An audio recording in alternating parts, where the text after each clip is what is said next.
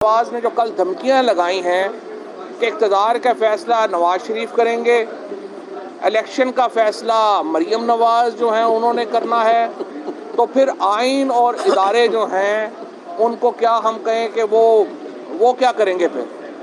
अब तो फिर यही रह गया है कि आइन के कागज़ फाड़ के उसमें पकोड़े बेचे जाएं, जो अगर मरीम नवाज की बात हम मान लें कि इलेक्शन का फैसला उन्होंने करना है और ये इक़्तिदार का फैसला नवाज शरीफ ने करना है। वो नवाज शरीफ जो पाकिस्तान से भागा हुआ है और अभी तक उसकी ज़रूरत नहीं हो रही कि अपने भाई की हुकूमत में ही वापस आ जाएं। हालत इनकी, इखलाकी हालत इनकी ये है, और फ्रंट से लीड कर रहा है लंदन में बैठ के, पार्टी को फ्रंट से लीड कर रहे हैं लंदन में बैठ के। इनकी अपनी पार्टी एक बहुत बड़ी तोड़ फोड़ का शिकार है। मरीम नवाज इदारों को धमकियां देने से बाज रहे हैं और आइन पाकिस्तान में सुप्रीम होगा, क्योंकि आइन के सुप्रीम होने का मतलब ये है कि पाकिस्तान के अवाम सुप्रीम। अगर आइन जो है उसकी बालादस्ती नहीं है तो पाकिस्तान के अवाम की बालादस्ती नहीं है।